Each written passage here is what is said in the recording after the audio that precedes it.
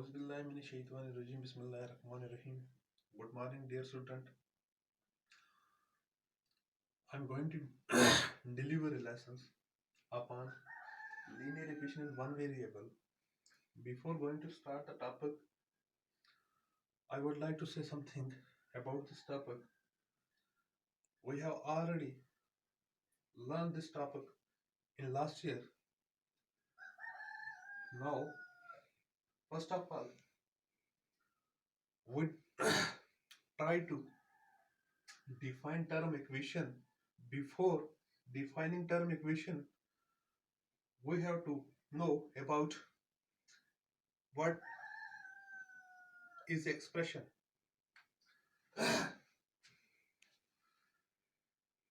बच्चों, आपको ये पता है, हमने इसके बारे में पहले पढ़ा है लास्ट ईयर 7th क्लास में, लेकिन उससे पहले हम थोड़ा रिवाइज कर लेते हैं।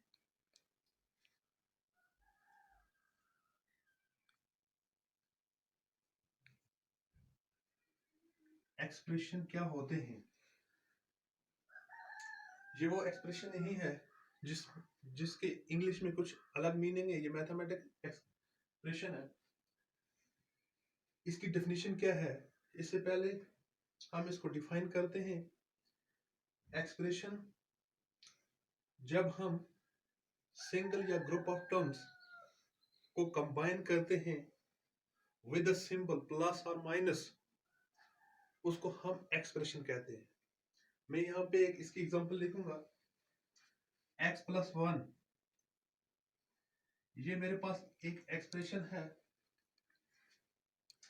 इसमें एक टर्म x है और दूसरी टर्म 1 है। इन दो को प्लस साइन से कंबाइन किया गया है, तो इसे एक्सप्रेशन, अलजेब्रिक एक्सप्रेशन बोलते हैं। इसी तरीके से दूसरी एक मैं इसकी एग्जांपल लेता हूँ, y - 2। ये एक दूसरी एक्सप्रेशन है।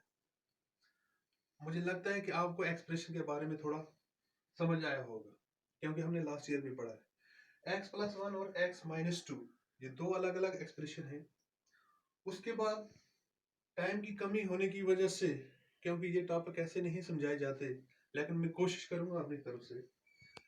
एक्सप्रेशन जब हमें पता चला कि दो टर्म में मिलके एक एक्सप्रेशन बनाती है, जहां वो सेपरेट हो या उन्हें हम सम करें, प्लस और माइनस सिंबल यूज होते हैं इसमें। दूसरी बात, इक्वेशन। इक्वेशन क्या चीज है? इक्वेशन, इसकी मीनिंग से हमें ये पता चलता है कि ये इक्वलिटी को जाहिर करती है। अब यहां पे ये स्टेटमेंट ऑफ इक्वलिटी है। जब एक्सप्रेशन दो या दो से ज्यादा एक्सप्रेशन को हम आपस में कंपेयर करते हैं, जैसे मैं यहाँ पे एग्जांपल लिखूंगा, x + 5 = 10। यहाँ पे दो एक्सप्रेशन है, x + 5 और 10। इनको इक्वल टू साइन से कंपेयर किया गया। इसको लेफ्ट हैंड साइड बोलते हैं, इसको राइट हैंड साइड। इन दो को आपस में कंपेयर किया जाए जब जाता है, उसे हम इक्वेशन कहते हैं। अब इस एक्सप्रेशन इक्वेशन जब इसका हमें पता चला, अब हम लीनियर इक्वेशन को डिफाइन करने की कोशिश करेंगे।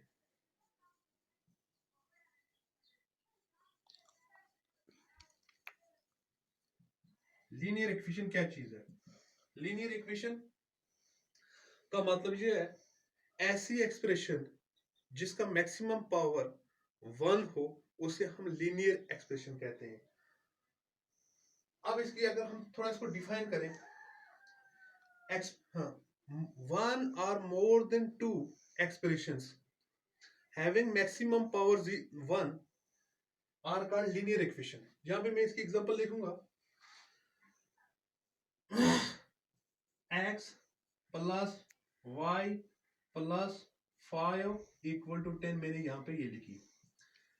मैंने यहां पे कहा लीनियर इक्वेशन वो होती है इसमें one or more than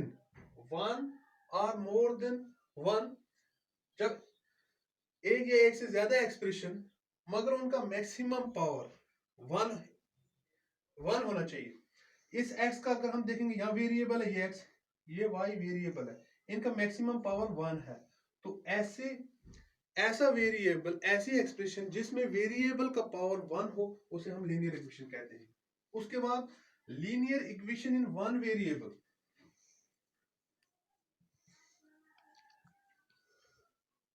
linear equation in one variable, इस पे हमें गौर करने की जरूरत है क्योंकि हमारा टॉपिक यही है।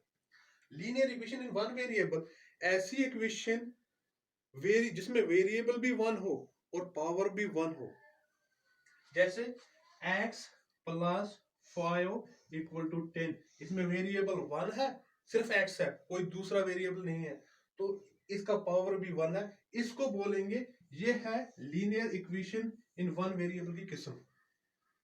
तो बाकी हम इसको नहीं कह सकते x plus y plus 5 equal to 10, क्योंकि इसमें वेरिएबल 2 है। ये लीनियर इक्वेशन हो सकती है लेकिन ये linear equation in one variable नहीं हो सकती। उसके बाद जब हम इस पे जाएंगे, ये हमें पता होगा, उसके बाद हम इसके क्वेश्चंस पे जाएंगे। अगर हम question number 1, x plus 8 equal to 24, इसको हम कैसे हल करेंगे? इसके दो मेथड है हल करने के, एक है बाय इनवर्स ऑपरेशन मेथड और दूसरा है बाय ट्रांसपोजिंग मेथड। अब बाय इनवर्स ऑपरेशन मेथड अगर हम इस्तेमाल करेंगे, x प्लस 8 इक्वल टू 24 को हम कैसे हल करेंगे?